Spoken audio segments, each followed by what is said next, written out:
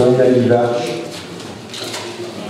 Marc Cavard, Delphine Daubard, Jean-Paul Darac, de notre procuration Delphine Daubard, Marie Sibat. Claude Pommier, ça donne le pouvoir à Xavier Lagrave, Régine Moreau, Christophe Carteau, Nadine Joie, excusez, Stéphane Lebret donne le pouvoir à Marie Sibat, Robert Tabella, Laurence Gachi, Je suis là. Jérémy Lacroix, Stéphane Leblanc, Alain Levin a donné le pouvoir à Francis Lavalette. Il est là, Francis? Ah oui, non, il n'a pas donné le pouvoir. C'est le suppléant qui monte qui vient, d'accord. Michel Avenir, Thierry Boulet, Jacques Aguilotti, Joël Dupongé, Claude Benouilla, Daniel Saint-Genès, Maxime Dommage, Hervé Laricot, Thierry Bernès, Jean-Michel Lelagne, avec des Sayat. Il avait les pouvoirs, Serge Lebrel, Jean Lapenette, Francine Corrige, Philippe Brett, Michel Brett, René Douce,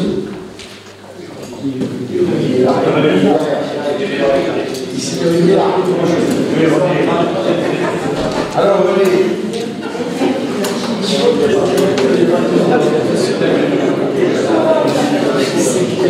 La première Gisèle,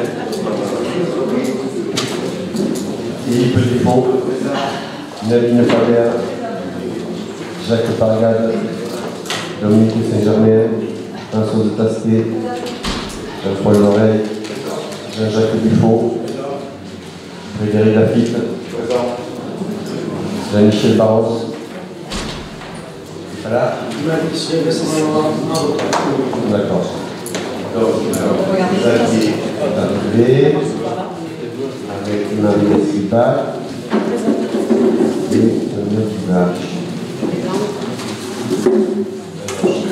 Jean-Michel Bardoc, Alain Sédecourt, Jean-Charles Mansart, Michel Marc, Benoît Terret, Benoît Laborde, Olivier Baudot.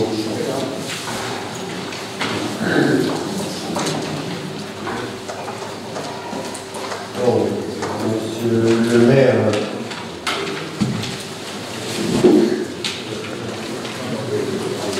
merci, bonsoir à tous.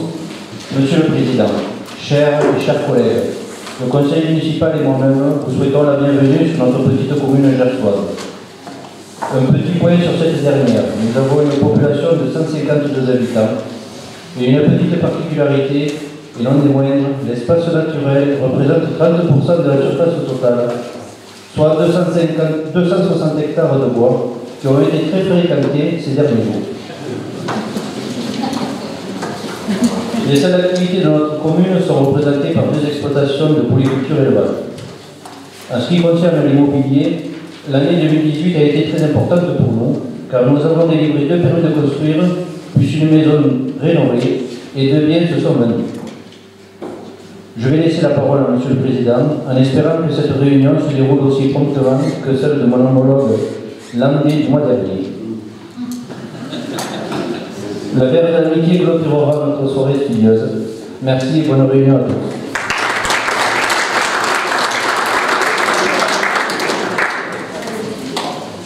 mais on va essayer de faire le tour parce que j'ai l'avion à 6h du matin. Mais non, il faut que je parte à 6h pour prendre l'avion. Voilà. Alors, en termes de communication, d'abord, ça s'adresse au maire et au vice-président de Saint-Mamer. Monsieur le préfet des Landes renouvelle sa visite annuelle dans toutes les communautés communes du département des Landes. Et cette réunion a lieu le lundi 10 décembre à 20h. Alors je ne sais pas si le préfet vous a indiqué individuellement, donc ce n'est pas le cas, donc on va vous confirmer par écrit cette invitation. Voilà. Premier point. Deuxième point, on vous a adressé la fin de la semaine dernière un mail pour vous demander d'envisager avant le 19 décembre un conseil municipal dans chacune de vos communes pour qu'il y ait un débat sur les modifications apportées, c'est une procédure obligatoire, sur le PALD, sur le projet d'aménagement et de développement durable, puisqu'on a été, au fur et à mesure du déroulement notamment du zonage, le zonage est à peu près maintenant calé, mais on a apporté donc des modifications depuis plus tard sur le PLD, et donc il faut que le conseil communautaire qui délibérera le 19 décembre soit précédé d'un débat au sein de chaque municipalité. Comme vous devez par ailleurs adopter les nouveaux statuts de la communauté de communes, dont certains l'ont déjà fait, parce que c'est une maladie indiquée, voilà, je vous recommande de faire ce débat du PLD, des nouvelles normes. Donc on vous a envoyé un dossier technique. Vous l'avez tous reçu? Bon.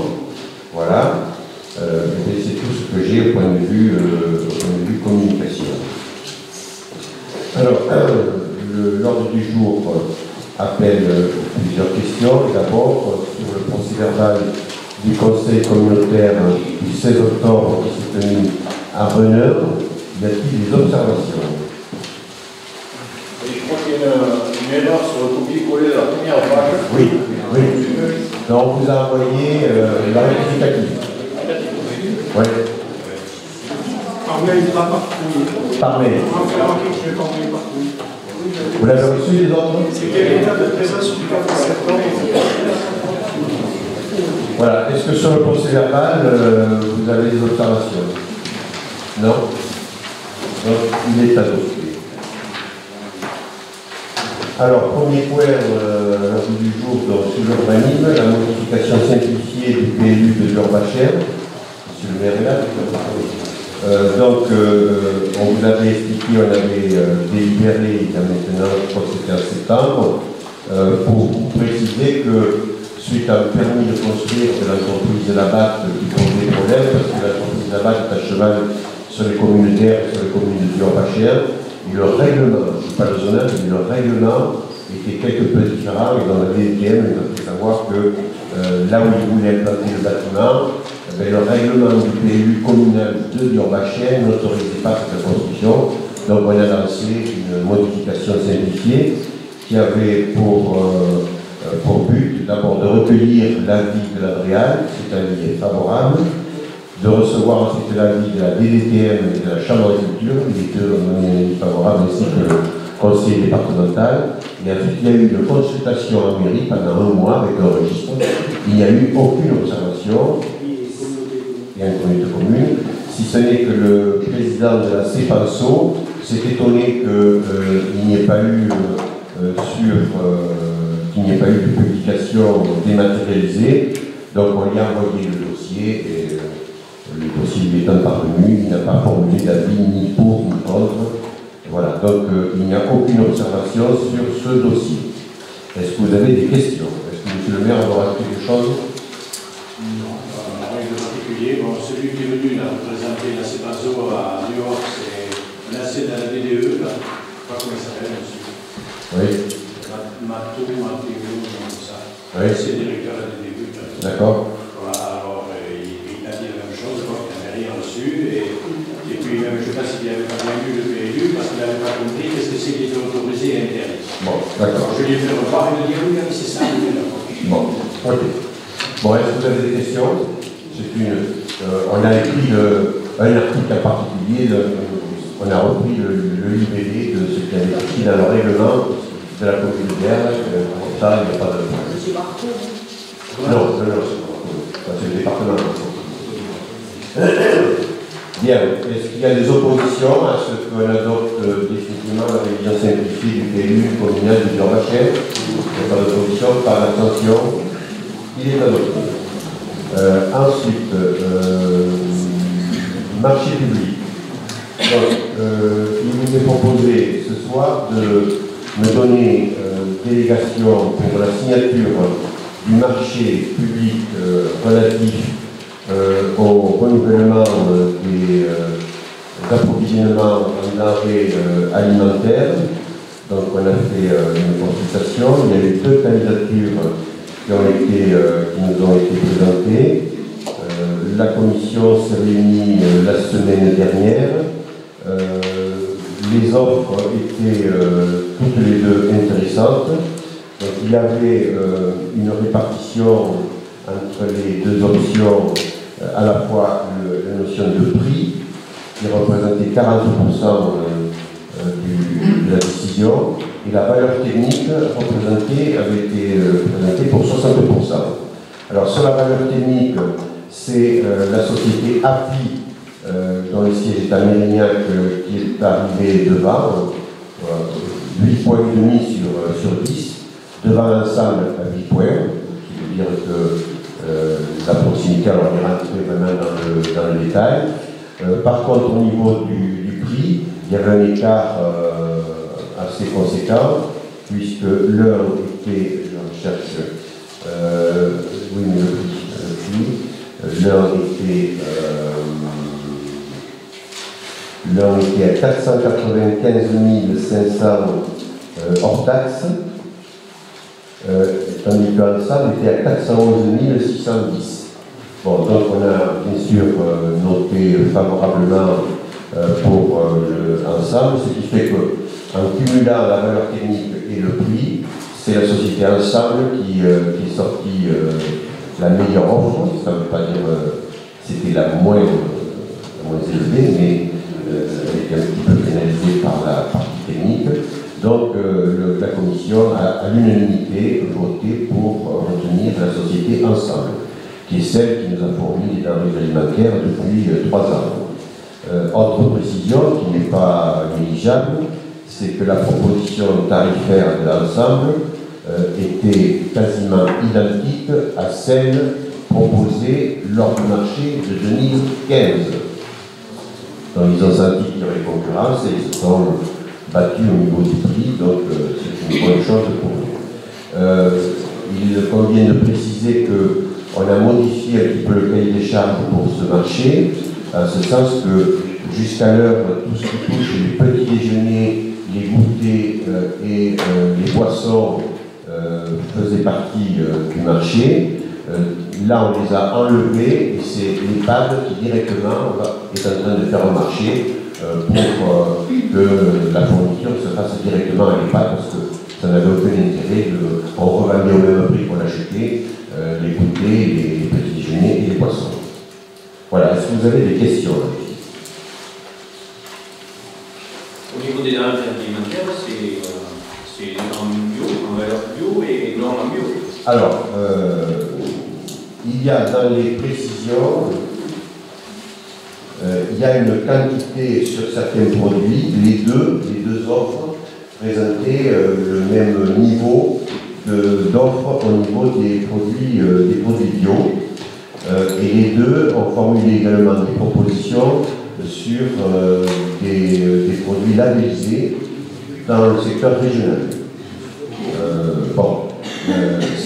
Sans préciser dans le détail dans quelle entreprise. Mais ils nous ont donné le catalogue de référencement. Ensemble, ça s'approvisionne essentiellement pour le groupement de producteurs Galatée, dont le siège de l'entreprise est à Pons, à côté d'Arzac, c'est ça? Et Ensemble proposait également des denrées de circuit court, mais qui s'exprimaient en volume financier. Donc vous avez une quantité voilà, et essentiellement c'était des produits labellisés des Landes et des Pyrénées-Atlantiques. Voilà. Donc on a considéré quand même que la différence de prix, 85 000 € d'écart, c'est pas négligeable, et donc on a retenu la société Ensemble.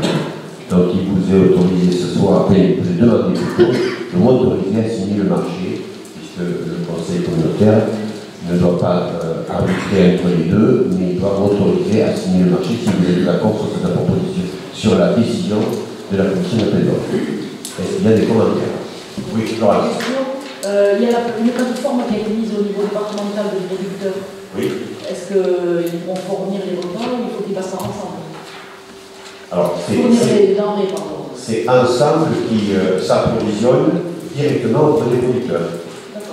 Donc, ils ont besoin d'avoir l'assurance d'une certaine qualité, ce qui fait qu'Agri Local, les partenaires fédèrent aujourd'hui les acheteurs landais, les producteurs plutôt landais, les acheteurs essentiellement des collectivités publiques ou privées landaises. Eux, ils passent pas par Agri Local, ils passent directement par les groupements de producteurs Galatée pour Ensemble, et les autres, c'est essentiellement les carnets landais pour les produits carniers. Voilà. Mais on est vraiment dans la sphère des circuits courts, dans les deux cas. Il y aura à partir du 1er janvier 2022,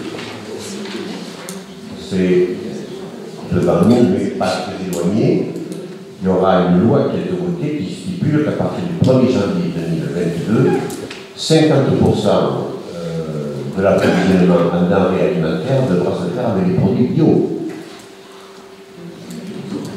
La grande question, c'est de savoir s'il y aura suffisamment de producteurs dans un rayon pas trop éloigné, puisque je vous rappelle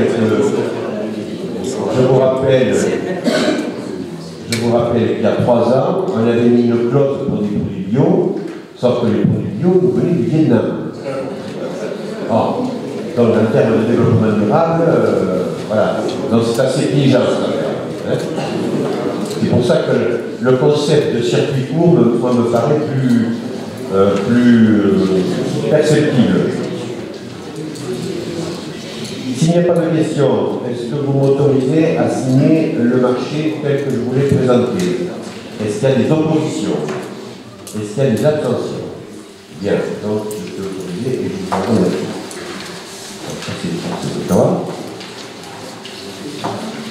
Autorisation de signature d'une convention constitutive d'un groupement de commandes. Alors, là c'est différent, ça relève du dossier relatif au pôle de santé.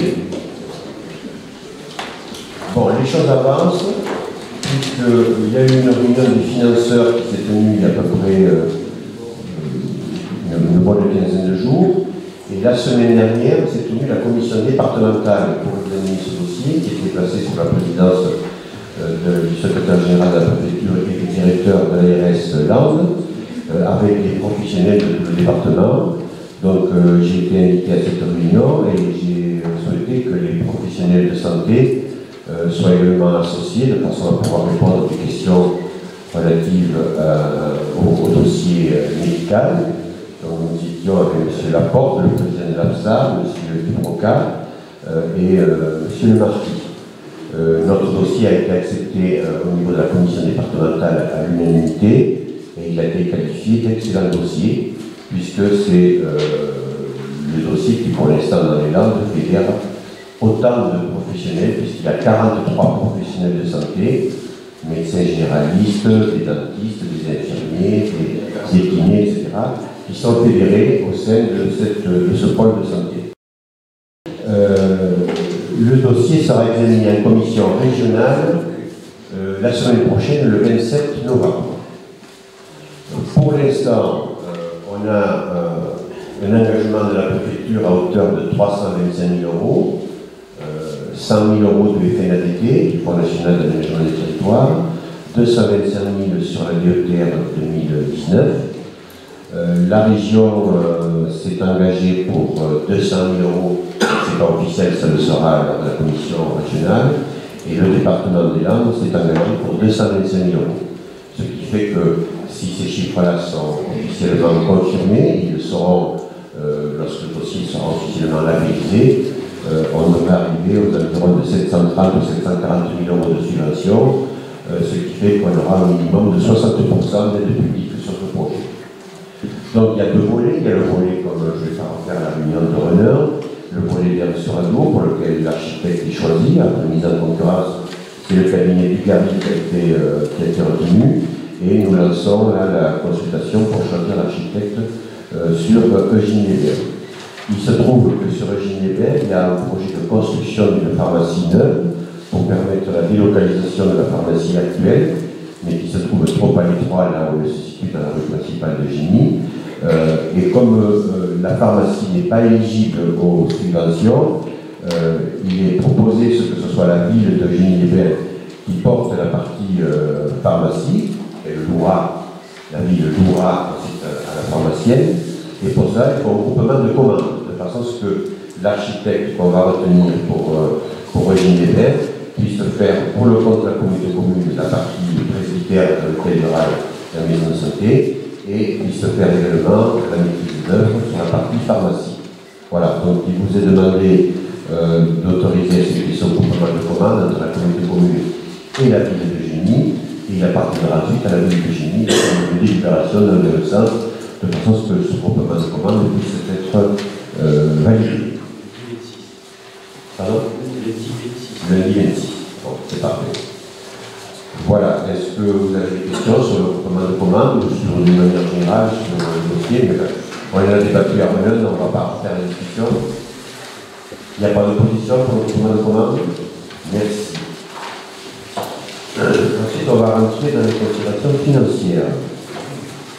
Alors, d'abord sur le budget principal. Donc, il faut compléter un petit peu les crédits qui avaient été ouverts au budget primitif par quelques éléments supplémentaires, notamment pour le pôle de santé, pour permettre à Camille Dugarry de commencer son travail. De la même façon, il vous est proposé de voter un petit crédit de 4 000 € pour permettre le choix, plutôt le financement de la maîtrise d'œuvre pour l'extension de la maison de la petite enfance à Barcelone-Gers. On a par ailleurs eu des compléments de recettes et je vous propose d'ailleurs de lire carrément la page 4, comme ça ce sera plus simple.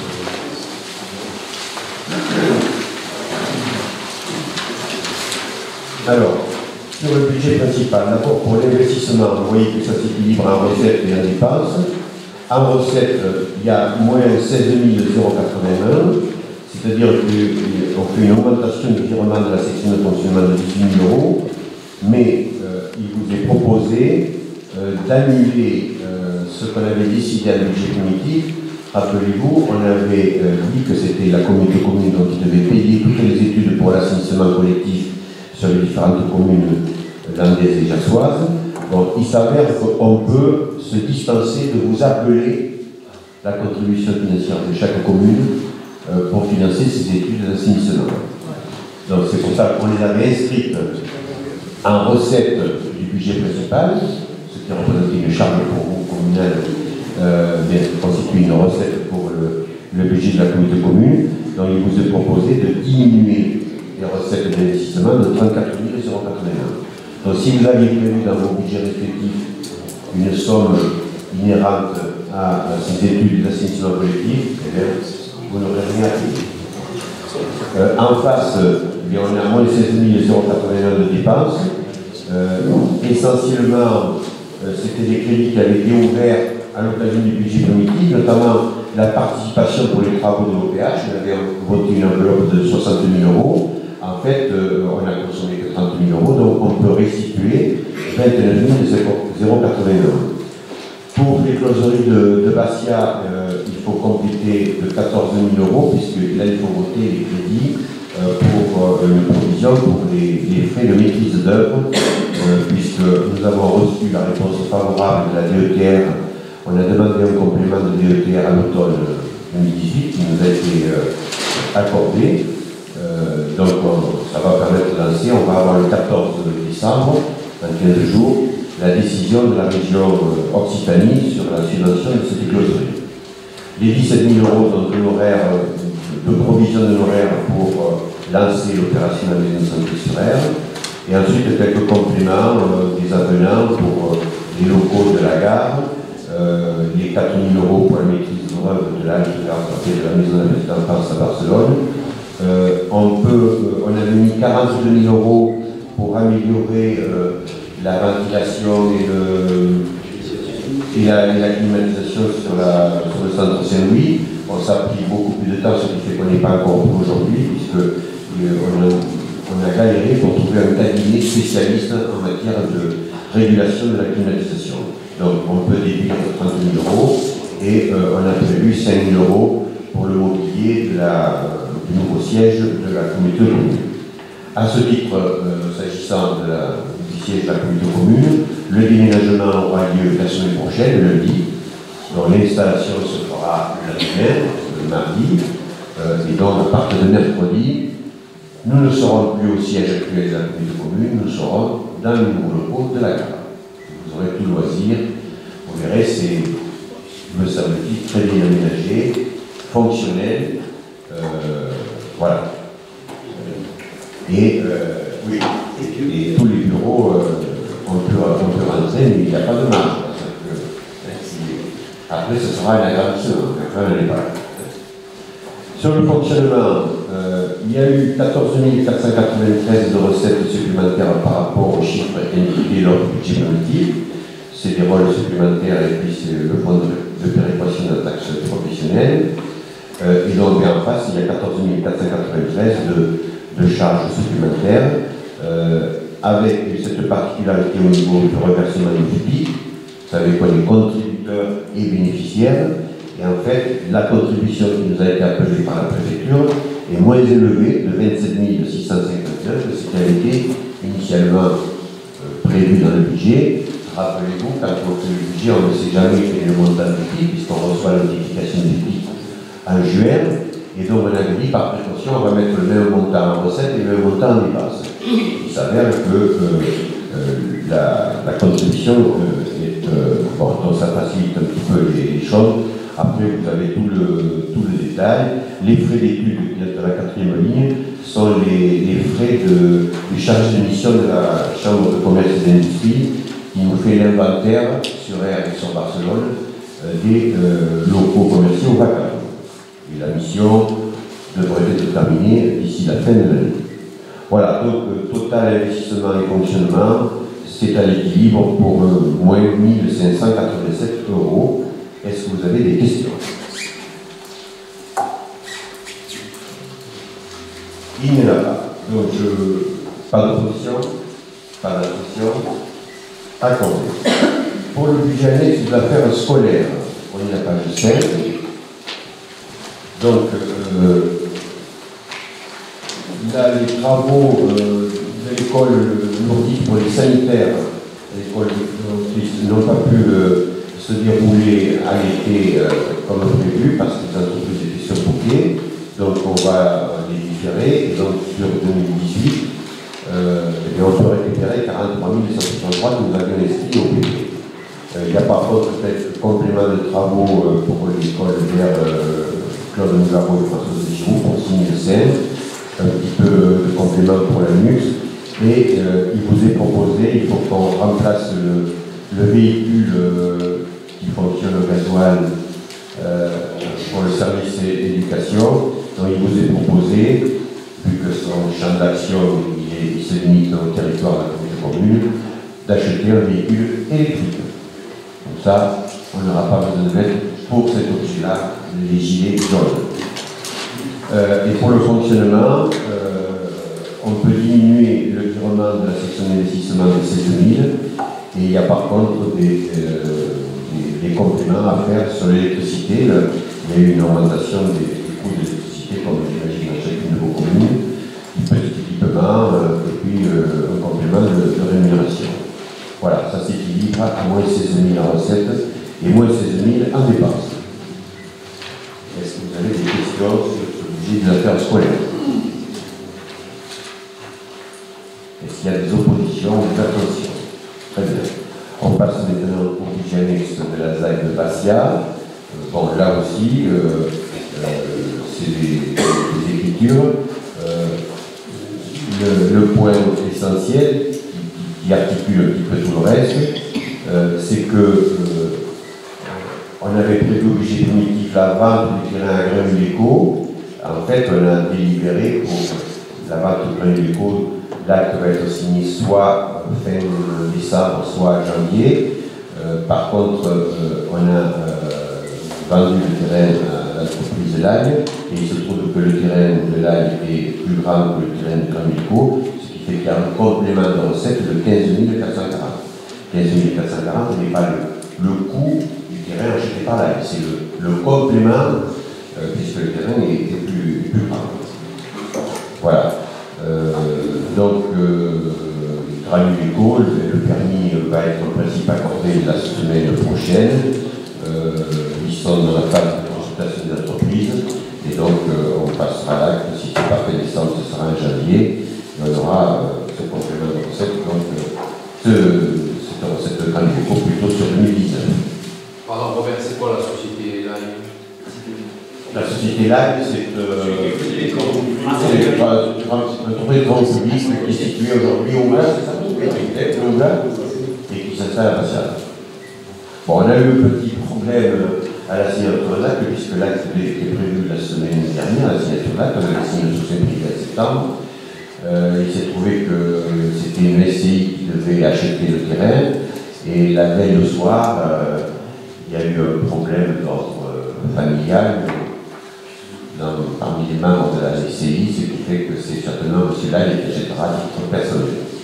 Mais ça nous a obligé à différer la signature de l'acte qui est prévue pour le 15 ou le 18 décembre. Voilà, ce qui fait que début 2019, quand on aura signé Granuleco, il y aura dans le bâtiment de l'économie, le bâtiment de Lagne et le bâtiment de Granuleco qui devraient sortir de terre. Pas d'opposition pour Bastia. Donc c'est à d'autres. Alors, ensuite le tourisme.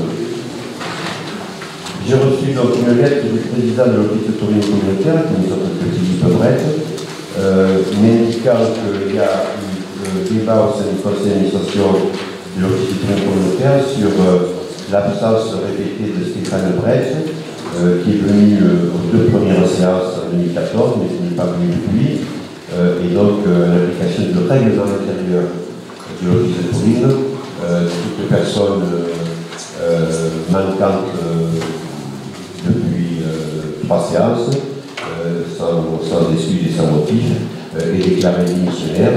Donc il est pris acte que M. Stéphane Brett ne fera plus partie du conseil d'administration de l'Office de tourisme communautaire. Et donc, il est proposé à ce qu'il soit remplacé par un élu de la ville d'Ersoradour. Voilà.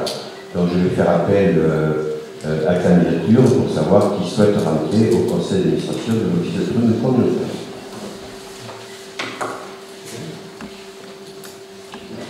Stéphane Carto, Christophe Carto, pardon. Stéphane Brett, Christophe Carto. Y a-t-il d'autres candidatures? Non? Bon, je vous propose qu'on vote un levé. D'accord, qu'on vote un levé. Alors, tu veux nous dire pourquoi, c'est ce qui vont dire ta candidature? J'ai toujours été très intéressé par l'aspect ce côté économique sur notre territoire. Je fais partie aussi du groupe de travail qui est censé aider l'Office de tourisme à avoir son élève. On en parlera juste après. Voilà. D'accord. Bien. Je vous propose qu'on se prononce sur la candidature de Christophe Carto, qui est pour, qui est contre, qui s'abstient. On va voter sur l'abstention. Oui. Voilà. Donc Christophe Carto sera convoqué désormais au sein de l'Office. Alors, il y a ensuite une deuxième délibération liée avec le tourisme communautaire, c'est la convention d'objectifs. Vous savez que c'est la communauté commune qui perçoit la taxe de séjour, et la taxe de séjour, il y a une partie qui est reversée à la commune de Ginevert, ça c'est une histoire ancienne, mais il y a ensuite donc, le solde de ce qui est perçu sur l'ensemble du territoire par rapport à ce qui est reversé à l'UNI, sert à financer l'office de tourisme communautaire. Donc pour ce faire, on a une convention triennale sur 3 ans, donc elle prendra effet à partir de 2019 et elle ira jusqu'au 31 décembre 2021. Alors il n'y a rien de bien nouveau dans cette convention, il est stipulé les rôles de chacun. Pour ce qui est du devoir de la communauté commune, c'est de subventionner cette association, qui, je vous le rappelle, est administrée à la fois par des élus désignés par le conseil communautaire et par les professionnels du tourisme, de manière paritaire. Chaque année, on verse une subvention au budget comité. Elle était au départ de 150 000, puis elle a baissé, 145, 140. Elle était de 135 000 ces 2 dernières années. Il vous est proposé pour l'année 2019 de la porter à 140 000, puisqu'il y a eu des investissements qui ont été faits dans le courant de l'année 2018, et donc on donne 5 000 euros supplémentaires. Ensuite, sur les missions, et c'est classique, c'est les missions de l'office de tourisme, tout ce qui touche l'accueil, l'information, la promotion, la communication. Vous avez vu, pour ceux qui sont concernés par les prestataires dans chacune de ces communes respectives, le travail qui a été fait et qui est fait par l'office de tourisme, qui est engagé dans une démarche de natalité. Tu pourrais dire 2 mots, Philippe, de façon à ce que tu nous expliques à quoi ça consiste. Le label qualité pour l'office de tourisme, on doit être, je pense, un des derniers offices de tourisme du département à ne pas s'être inscrit dans cette démarche qualité. Ça correspond pour une entreprise à un label ISO de fil de cœur. C'est à peu près la même chose pour le tourisme. C'est-à-dire qu'on s'engage à respecter une charte de qualité, une charte d'information, des procédures internes, comme une entreprise d'une même manière avec un label ISO de fil de cœur.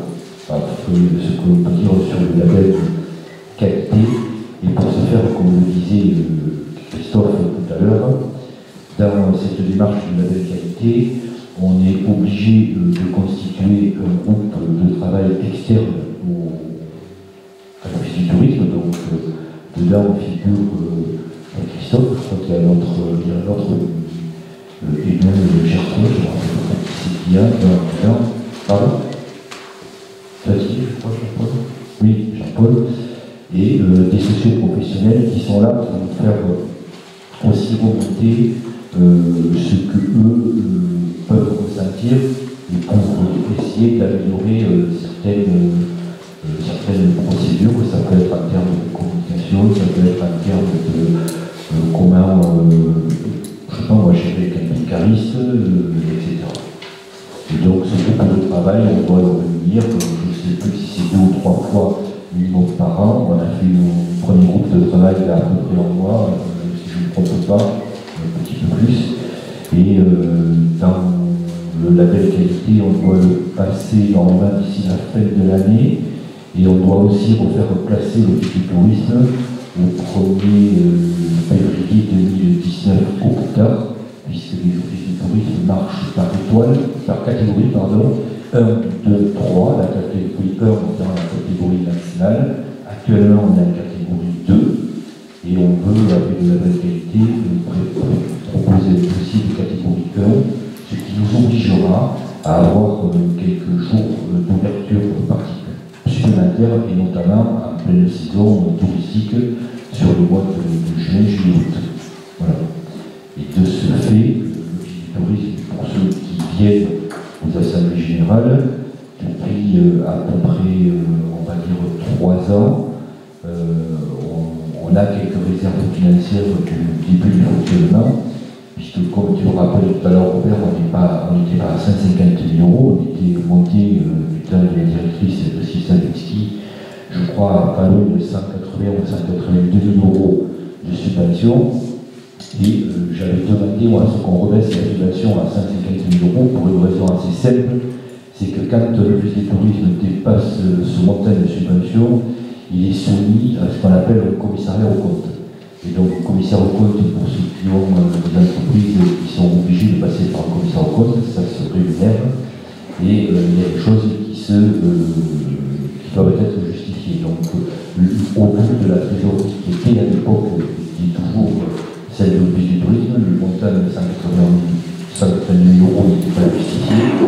Et donc, effectivement, on avait rebaissé à 150 pour être à 135, même si là, c'est 133 500. Parce que la communauté de communes avait payé directement la démarche, la Marque-Landes qui est en train de se mettre en place au niveau du département des Landes, sous la direction du département du CDP des Landes. Et donc, c'est pour les 500 € que devait payer l'Office du tourisme, c'est la communauté de communes qui l'a payé directement. Et c'est pour ça qu'on voit 133 500, mais en définitive, c'est 135 000 €. Voilà ce que je peux dire. Si vous avez des questions, je peux essayer de vous y répondre. Je vous encourage à être présent aux assemblées générales de l'Office de tourisme communautaire parce que chacun comprend bien l'intérêt économique pour notre territoire, essentiellement par le thermalisme, bien sûr, mais pas que, il y a aussi la dimension touristique. Et donc, je crois qu'il est bien, il est salutaire que les membres du conseil communautaire pénètrent un petit peu mieux, ou peut-être davantage, dans le fonctionnement et la compréhension du rôle et de la mission que remplit l'Office de tourisme communautaire. Parce que c'est l'impact du thermalisme et du tourisme dans notre territoire communautaire est quand même très important. Et en termes d'emploi, et en termes de chiffre d'affaires. Donc je pense qu'il ne faut pas voir ça comme une activité secondaire, au contraire, c'est tout à fait une activité essentielle. Oui. Vous donner un petit peu la tendance du thermalisme sur le Génie, puisque ce soir, il y avait une réunion à laquelle je n'ai pas pu participer, mais j'ai récupéré les chiffres. Au niveau du nombre de touristes, on est à peu près sur une diminution de 1%. J'étais la semaine dernière aux rencontres nationales du thermalisme qui avait lieu à Dax. La tendance sur le thermalisme au niveau national, on est sur une baisse de 0,5% au niveau national. Et le constat qui est fait par mes collègues maires de stations thermales, mais aussi par les professionnels du thermalisme, pour eux, ils considèrent que le déremboursement qui a eu lieu pour les 20% de revenus modestes, c'est-à-dire les gens qui ont moins de 14 000 € de revenus annuels et sur lesquels il y avait une prise en charge à hauteur de 150 € sur les transports. Ça a été remboursé aujourd'hui par la sécurité sociale, donc il y a 20% à peu près de touristes au niveau national qui ne touchent pas. Le dossier sera examiné de la CSG de 1,7%. Ils expliquent qu'aujourd'hui, sur les analyses qui ont été faites, les enquêtes qui ont été faites, que ce soit à la rue, qu'à Nancy ou ailleurs, ils mettent un petit peu le recul, la stagnation du thermalisme, qui était en progression sur les 10 dernières années, à ces deux mesures qui ont été prises et qui touchent un peu plus, puisque le thermalisme touche davantage les retraités que les actifs, et avec une particularité dont souffre la station thermale de Gilbert, mais aussi là, c'est pour Barboutan, c'est la période de juillet-août qui est toujours un peu plus compliquée et qui devient de plus en plus compliquée pour l'ensemble des stations thermales de France.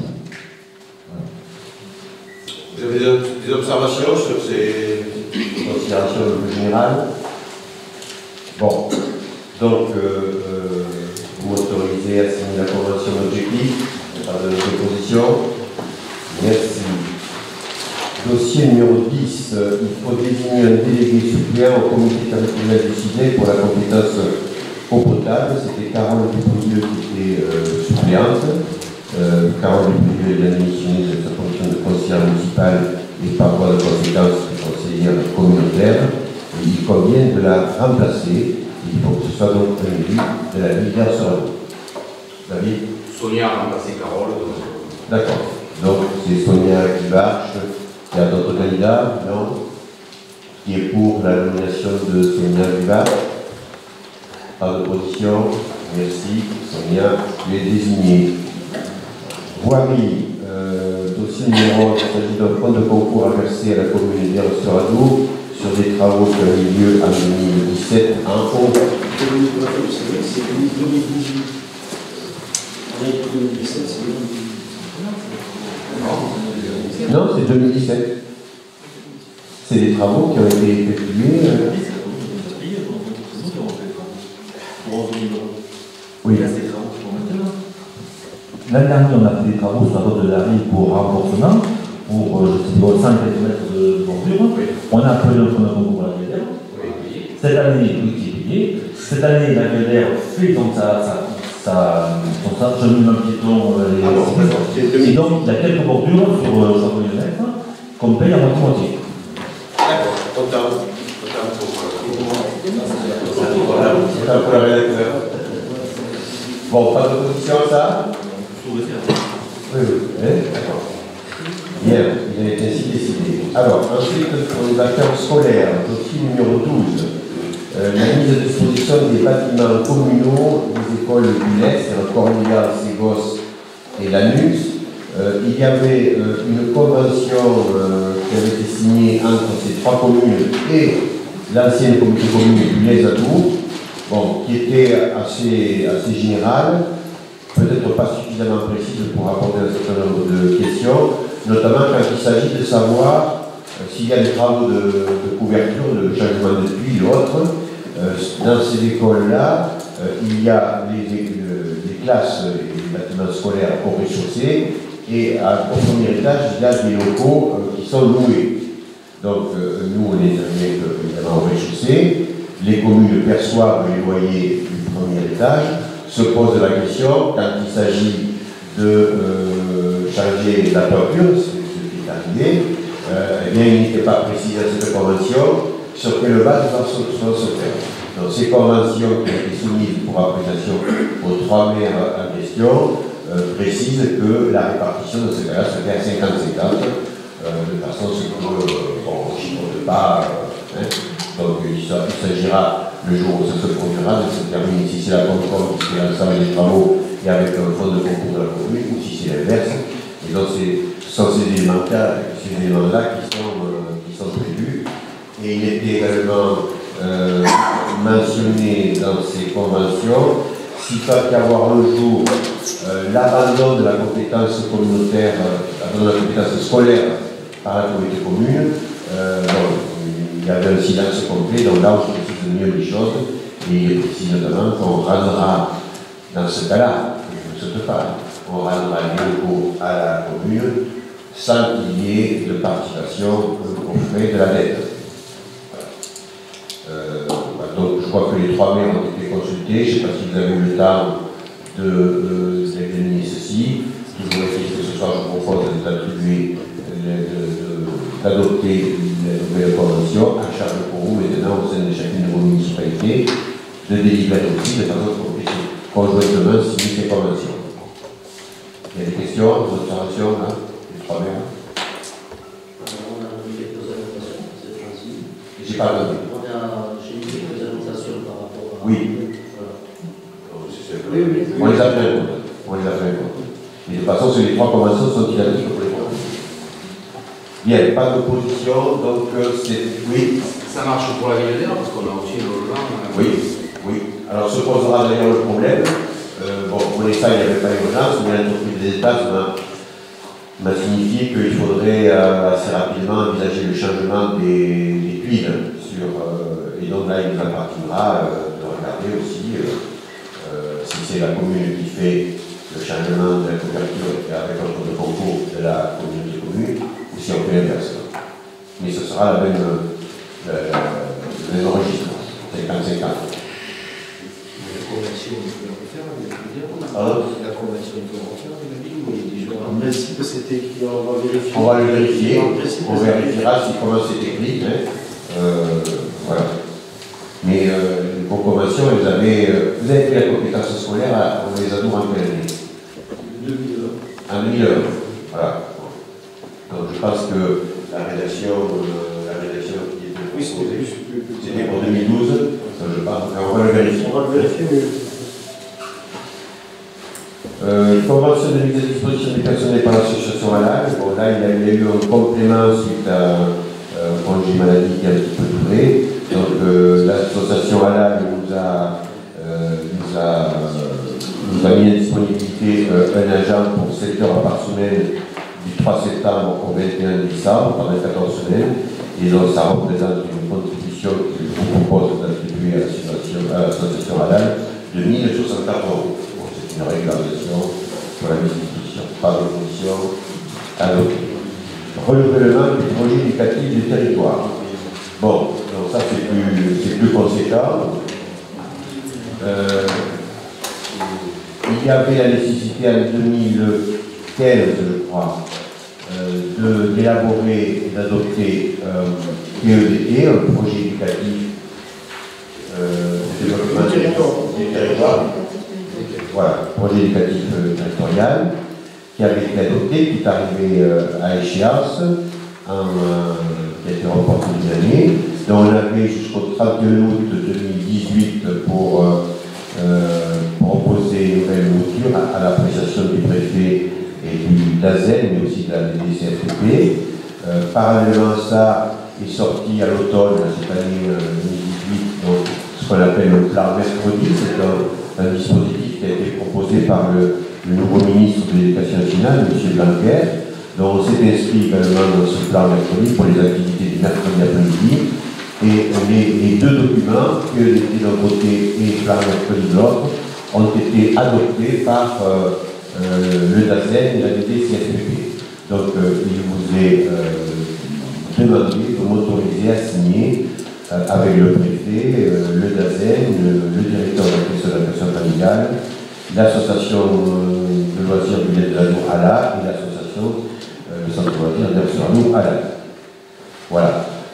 Si on ne vous a pas, c'est un document assez conséquent, donc on ne vous l'a pas joué, il est accessible au site.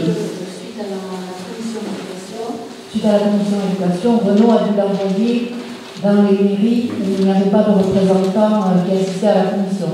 Le PEDT, il a envoyé le plan mercredi. Vous devez avoir reçu. Donc, pour ceux qui étaient présents à la commission, votre délégué communal a le document. Pour ceux qui n'y étaient pas, on l'a envoyé à la mairie. Des remarques sur ce dossier? Pas d'observation?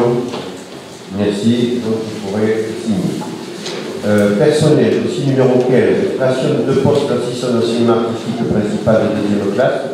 Donc là, je vous ai proposé la titularisation de 2 agents qui étaient contractuels jusqu'à l'heure, qui ont passé le concours et qui l'ont réussi. Il se trouve que ce sont des nouveaux. Il s'agit de M. Mathieu Logaro, qui est un professeur de trompette qui a remplacé Fabien Dumont, qui a habité à Orléans, et de Marie-Évelyne Pellagari, professeur de saxo, qui a remplacé M. Dazotto. Donc cette prise d'effet aura en vigueur le 1er janvier 2019. Et le dossier numéro 16, toujours concernant l'école de musique, bon, là ce sont des avancements de grade pour permettre une avancée pour Laurent Debès, qui était assistant d'enseignement deuxième classe, qui passe en première classe pour 13h30, et M. Vincent Marès, qui était également deuxième classe et qui passe en première classe. Voilà. Ces 2 dossiers ont été examinés par le comité technique. Pour information, j'avais une rencontre cet après-midi avec Hervé Larade, le directeur, qui m'a signifié que les effectifs de l'école de musique sont passés à 235 élèves. Là où l'année dernière, on était à 197. Voilà. Donc il y a plus de 35 élèves supplémentaires cette année. Bon. Voilà. Pas d'opposition à ces nominations. Merci. Attribution d'aide pour l'élaboration de l'agenda d'accessibilité, ce dossier numéro 17. Alors oui, s'agissant de l'école de musique, pour information, le samedi 15 décembre, c'est le week-end des fêtes de Noël sur la ville d'Air-sur-Adour. Donc le samedi matin de 10h à midi, il y aura une parade des 235 élèves qui sont tous là. Qui sillonneront la ville, partant de la médiathèque, qui feront tout le passage dans les rues Gambetta et la rue Carnot, s'arrêtant sur certains points. Bon, ça devrait être donc intéressant. Plutôt que de faire un concert de Noël comme ils faisaient habituellement, ils ont préféré s'associer avec l'association des commerçants pour faire une parade dans les rues. Donc ça fera un sacré défilé, puisqu'il y aura plus de 200 gamins qui joueront de la musique dans les rues de la ville. Donc vous êtes invité à assister à cette parade. Et le samedi 15 décembre. entre 10h et 12h. Et il vous est recommandé de consommer. C'est bien le samedi. Oui, le samedi. Monsieur le président des commerçants, il m'a parlé du dimanche. Non, c'est ça. Ah, mais Non, il a dit de voir pour les arrêter de circulation. Oui, mais il m'a parlé du dimanche 16. Bon, on va caler ça. Non, lui, il va appeler le samedi. Bon. C'est la fête. Oui, non, mais c'est surtout pour l'arrêter. Ok. Donc, il vous est proposé d'accorder l'aide forfaitaire de 300 € pour 3 entreprises. L'une AR, c'est Altura Café, qui est au bout de la rue Gambetta, et 2 autres dossiers à Barcelone, le URL Denier et l'Institut de beauté, Graines de beauté. Voilà, donc c'est le forfait. Normalement, on avait convenu d'arrêter cette forfaitaire au 31 décembre 2018. On sait qu'on a quelques autres dossiers, il y a des commerçants qui sont venus en retard, donc il est probable qu'au conseil du 19 décembre, on soit amené à adopter d'autres dossiers. Pardon? Oui, et il a moi. Il y a enfin un dernier dossier, l'attribution d'aide pour l'opération programmée d'amélioration de l'habitat, en tant que monsieur et madame, non, mesdames, Dobos, Roland, Nicole, à Barcelone du Gers. C'est Roland. Ah, c'est Roland, c'est le tout. J'imagine que ces propositions recueillent votre assentiment. Voilà. Alors, on va ouvrir maintenant. D'abord, est-ce qu'il y a des questions diverses? Bon, alors on va ouvrir. Oui? Attends. Parce qu'on est filmé, donc il faut. Alors, on parlait de poste de santé. Alors, je voulais revenir moi, plus généralement sur la santé, bon, parce qu'on me pose régulièrement la question, même en conseil, sur le problème d'hospitalisation. Ça revient récurrent, l'hospitalisation pour cette partie du Gers par rapport à la clinique d'Air, etc.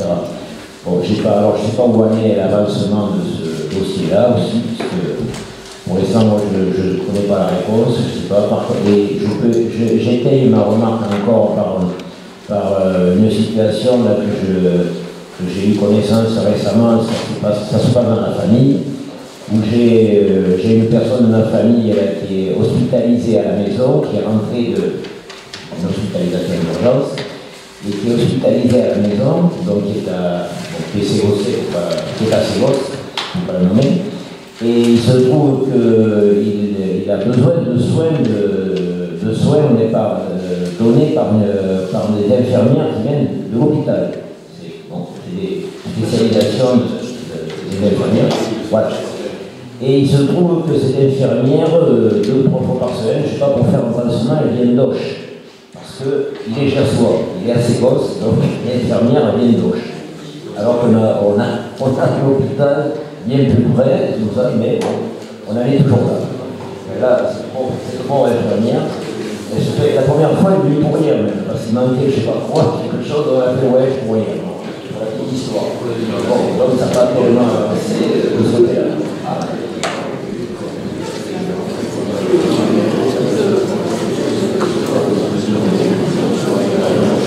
Bon, alors, on va rappeler un petit peu comment. Je te réponds. On va rappeler un petit peu comment nous ordonnons les choses. Lorsqu'il y a un patient qui est obligé d'être hospitalisé, c'est le SAMU qui est appelé, c'est le 15. Ou les pompiers. Les pompiers sont appelés quand il s'agit de ce qu'on appelle la détresse vitale. C'est-à-dire s'il y a une urgence, quelqu'un qui s'évanouit sur la place publique, qui fait un malaise, etc., si ça relève de ce qu'on appelle la détresse vitale, les pompiers sont autorisés à transporter le patient. mais ils ne sont autorisés à transporter le patient qu'après accord du SAMU. Il se trouve que vous, les communes gersoises, qui dépendent donc du SAMU de l'hôpital d'Auch, donc c'est le SAMU de l'hôpital d'Auch, le permanent de service du SAMU, qui décide ce qu'il y a lieu de faire. Soit il considère que c'est pas grave et la personne peut rester chez elle, soit il décide de l'hospitaliser. Et c'est le médecin urgentiste du SAMU d'Auch qui doit apprécier si elle doit aller, si le patient doit aller à l'hôpital public d'Auch ou s'il doit aller à la clinique de la Dour à elle. Il se trouve qu'il y a un accord entre les deux ARS, l'ARS Nouvelle-Aquitaine et l'ARS Occitanie, comme quoi sur une carte qui est dessinée et qui prend en compte plus d'un tiers du département du Gers, de l'ouest du Gers, comme quoi il est indiqué que c'est la clinique de Gers-sur-Adour qui doit être le premier intervenant. Sauf s'il s'avérait que c'est trop grave et qu'à ce moment-là, il fallait l'amener à l'hôpital de Toulouse, à l'hôpital de Bordeaux, à l'hôpital de Pau. Mais c'est le médecin urgentiste du SAMU d'Auch qui prend la décision. Et même quand il s'agit des pompiers, c'est les pompiers qui doivent exécuter la décision de l'urgentiste. Il se trouve que on a du mal à faire respecter la règle territoriale qui stipule, alors qu'il y a un document qui est signé, qui stipule que le médecin urgentiste, sur les communes périphériques du Gers, de l'ouest du Gers, il devrait l'orienter vers la clinique de l'air, et après il l'oriente vers l'hôpital d'Auch. Pour une raison qu'on peut facilement imaginer, c'est que l'hôpital d'Auch, il a besoin de... Oui, je vais t'en avoir. Il a besoin d'activité. Voilà. Donc on a plusieurs maires qui ont déjà sensibilisé les ARS. Je crois que Lambert Gilles en faisait partie, je crois que Jacques Leclerc faisait partie, Daniel Saint-Genès en faisait partie également, et que là, on dépend de la bonne volonté du médecin urgentiste. Bon. Voilà. Donc ça, c'est le genre de questions. Vous avez eu la semaine dernière une réunion de tous les maires du Gers, en présence du préfet, en présence du DAZEN, en présence de l'ARS, etc. Voilà le genre de questions qu'il faut soulever. On n'était pas. Oui, vous aviez préféré, et on ne vous le reproche pas, d'être présent à l'inauguration des écoles de Barcelone. Voilà. Mais le lundi 10 décembre, il y aura le préfet des Landes qui peut venir. Voilà, même si ça concerne les communes gersoises, moi j'avais l'intention de réitérer la demande de respecter ce qui a été signé entre les ARS. Seulement, on se fait balader. Est-ce qu'il va être mieux carrément taper au ministère directement? Parce que les ARS ne répondent pas. Oui, bien sûr. Mais il faut que le 10 décembre, on reformule ce problème-là. Parce que, alors, par contre, je ne comprends pas pourquoi les infirmières libérales ne pourraient pas venir soigner la personne. Parce que c'est qu'il y a une hospitalisation à domicile. Donc, si on est infirmière, oui. Alors, si c'est une HAD, l'hospitalisation à domicile du Marsan, en Marsan, ne peut pas intervenir sur les communes gersoises. Et donc, c'est le HAD du Gers qui va intervenir. Si, ils sont intervenus sur le Marsan. Pardon? Sur le Marsan, ils sont intervenus sur le Marsan. Ah oui? Oui. Bon. C'est pour ça que c'est... Et mais non, mais à ce moment-là, alors, pardon, qui c'est qui décide si c'est le HAD du Marsan ou le HAD d'Auch?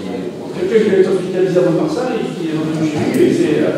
Ah oui, mais s'il a été hospitalisé à Mont-Marsan, oui, ça c'est normal. C'est un peu compliqué. Oui, alors, par rapport aux urgences, vous voulez dire des choses qui ne marchent pas, et des fois il y a des choses qui sortent. J'ai eu le cas Bernard, une personne, c'est mon premier voisin qui a fait un AVC, c'était jeudi dernier. Entre le temps de l'appel au secours et de l'appellation de la personne, ça a pris même pas de heure. Il a été envoyé sur Mont-Marsan, un hélicoptère a pris à Bordeaux. Voilà, ça a été très vite, il n'y a pas eu de problème avec le médecin régulateur.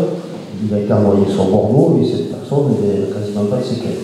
Donc, je ne sais pas si c'est diverses interventions qui ont fait des choses, mais cette personne, il a fait des petits avec le médecin régulateur. Bon, donc je vous demande vraiment, en présence du préfet des Landes, là, de soulever cette question-là. Oui, mais il faut rabâcher. Tu parlais justement que ce soit le SAMU d'Auch qui réglemente. Nous, on voudrait que ce soit le SAMU de Marseille. Non, si je ne pas. Oui, mais. Oui, attends. Le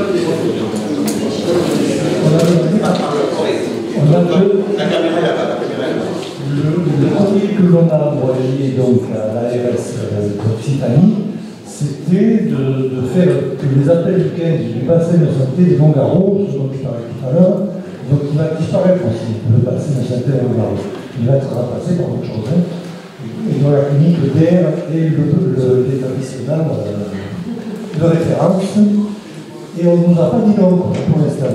La directrice générale, Madame Cavalier, la directrice générale de l'ARS Occitanie, et elle nous a répondu que la question était à l'étude. Mais de notre côté, moi, la leçon de Daniel, le docteur Provence de Risque m'a dit que les choses s'étaient considérablement améliorées, et que les urgences, aujourd'hui, on les a pas sauf que j'ai pas entendu l'étude qu'il y a eu de. Le SMUR de la clinique était terminé un peu partout, là. Le SMUR, ça fonctionne bien.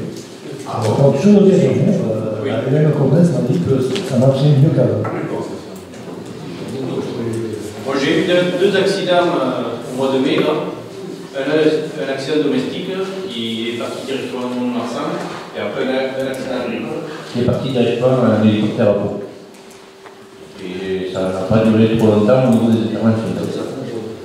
Non, ça fonctionne, ça marche. Bon, d'accord. Est-ce qu'il y a d'autres questions diverses?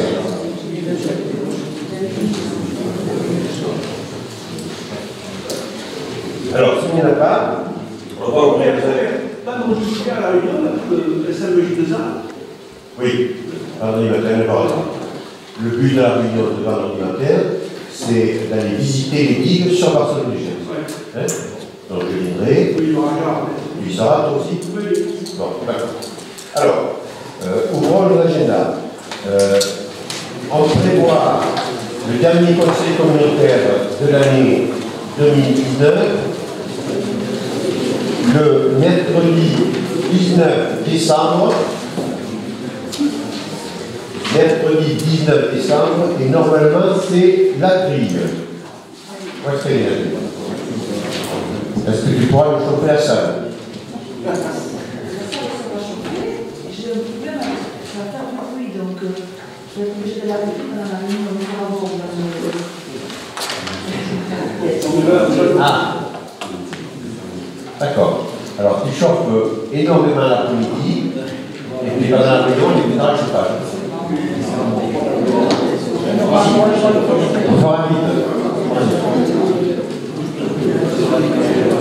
Bon, alors ce conseil, il y aura des petites questions. Il faudra qu'on approuve le PADB, tel que je vous l'ai dit. Et on essaiera essentiellement de consacrer ce conseil à des auditions de porteurs de projets économiques qui ont bénéficié d'un certain nombre de dispositifs. Je pense notamment aux aides initiées par Initiative Land ou Initiative GES, en faveur des prix à taux zéro pour certaines entreprises. Et également, on donnera le détail de deux applications dont ont bénéficié des entreprises de notre territoire par l'aide du Conseil départemental des Landes. Donc, je pense que ce sera intéressant que vous voyez la traduction concrète de la délégation qu'on avait accordée au département des Landes pour accorder ces aides au lieu et place de la communauté commune. Bon, c'est des aides non négligeables, puisque l'une se monte à 92 000 € et l'autre à 160 000 €. Donc, c'est pas inintéressant. Voilà. Et on accueillera également les deux locataires du local commercial dont les travaux sont achevés sur la rue Carnot.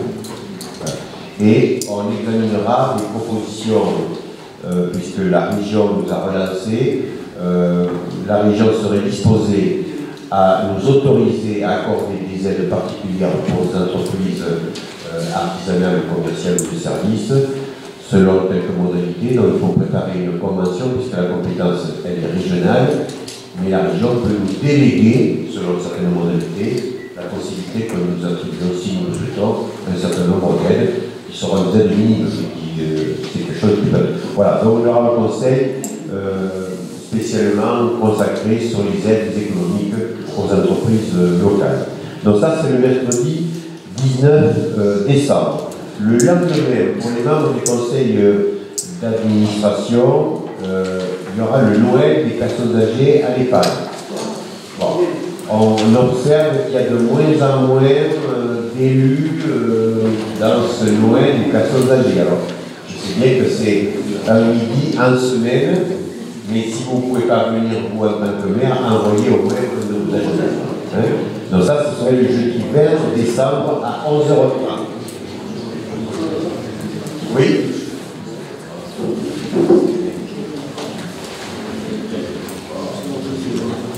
Je souhaite prendre la parole justement pour cette invitation-là. J'ai l'habitude d'y assister. C'était prévu depuis longtemps, depuis le début qu'on était invité à l'EHPAD. On avait l'habitude de rencontrer les résidents. Là, depuis les 2 dernières fois, on nous confine dans la salle de réunion. Chacun fait des histoires avec un petit groupe et ça se termine là. Alors, moi je prends du temps comme les autres pour y aller, j'essaierai d'y aller, mais cette configuration ne me convient pas. Oh, alors, pourquoi ça c'est comme ça? Vous savez qu'au sein de l'EHPAD, vous savez, je vous rappelle, qu'au sein de l'EHPAD, il y a un conseil de vie sociale. Et c'est le conseil de vie sociale, c'est les résidents eux-mêmes, qui nous ont dit, mais écoutez, quand vous venez vous mélangez à nous, on préférerait que le repas de Noël se passe entre nous, parce que bon, ils ont des difficultés, un certain nombre d'entre eux, pour se nourrir, et donc ils ne souhaitent pas afficher leurs difficultés à se nourrir devant tout le monde. Bon, voilà, c'est ce qui explique que depuis 2 ans, on sépare effectivement les personnes âgées qui mangent à leur manière, avec que certains sont obligés de manger à la main. Voilà. Donc on a respecté cette volonté. Je conçois très bien. Alors est-ce qu'il faut quand même faire une petite visite rapide au réfectoire des personnes âgées pour voir? Je le reçois, mais alors on nous fait beaucoup le soir du conseil d'administration. Ouais. Pourquoi se déplacer D'accord. On fait le coup le soir du conseil d'administration. Bon, donc il faut repenser. Il faut repenser les choses. À midi, on va se confiner là, de quelques-uns qu'on est. Il y a un groupe qui vient de la communauté de communes, il y a ceux de l'EHPAD qui discutent entre eux, il y a moi, le président de la communauté. On fait 3 groupes là, on m'attend le tour là, du sujet d'actualité, et puis on s'en va. Bon. Non, mais tu n'as pas de sujet. On peut y aller, parce que j'avais plaisir de voir nos jours de résultats, parce que ça pourrait faire plaisir. Bon, alors, pour le 20 décembre, le coup est parti. Hein. Pour le 20 décembre 2018, le coup est parti. Mais on va reformuler, c'est Michel, et on va reformuler au Conseil de vie sociale cette problématique-là pour voir comment on pourrait faire. Bon, donc ça c'est le jeudi 20. Il y aura pour les membres du conseil d'administration, pardon.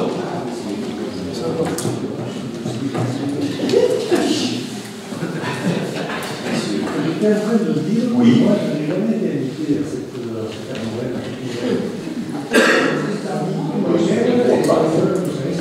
Non, c'est les membres du conseil d'administration.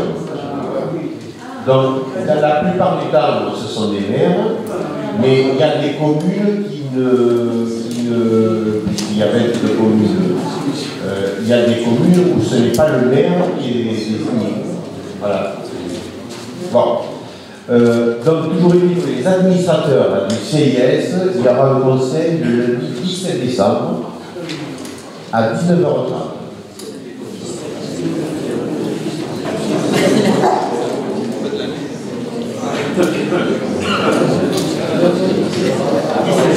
Le 17.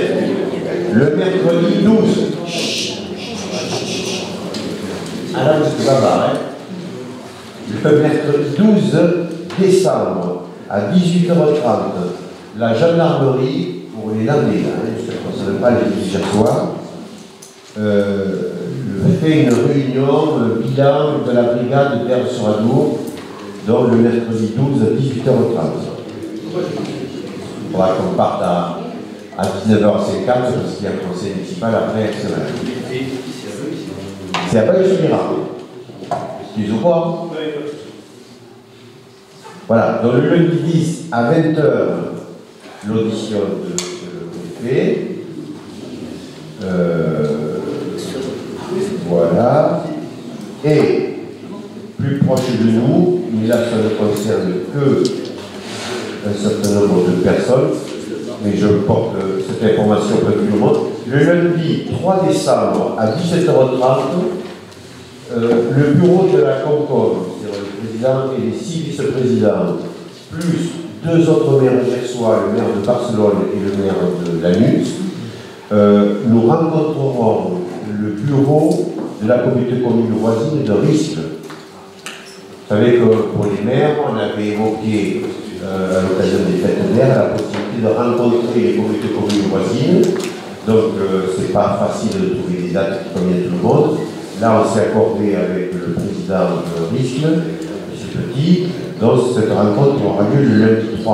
Donc j'ai mis le bureau et j'ai demandé aux 2 maires, le maire de la plus grosse commune gersoise et le représentant des maires du secteur de Risque, c'est-à-dire la maire, de s'associer avec nous le lundi 3. Alors, qui n'est pas impair, c'est pas pour préparer une décision, c'est simplement pour échanger entre nos 2 intercos. Et ça veut dire qu'on commence par Paris, ensuite on ira à Nogaro, ensuite on ira à Grenade et on finira par Saint-Sevé. Mais j'ai du mal à trouver des dates pour les 3 autres. On va y arriver, on a tout l'hiver. Voilà. Tu peux préciser que c'était. Non mais cette réunion. Est-ce que je suis clair? Le lundi 3 à 17h30. Oui, à Risque. Oui, ici. Donc on aura du covoiturage. C'est ce qui a été décidé pour le fait de dire. Oui, oui. Il avait été décidé ça par tous les maires du mois de juin, je ne sais pas si vous vous souvenez, qu'on prendrait ces contacts pour faire des échanges. C'est pas. Voilà. Eh bien, je pense que l'on a fini. Monsieur le maire, tu veux conclure?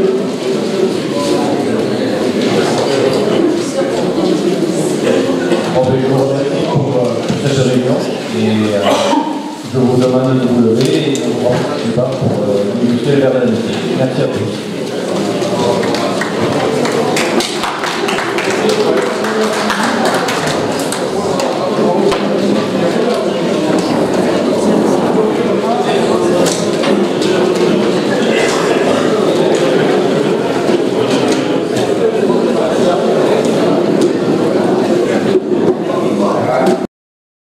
J'ai oublié de vous dire que, pardon,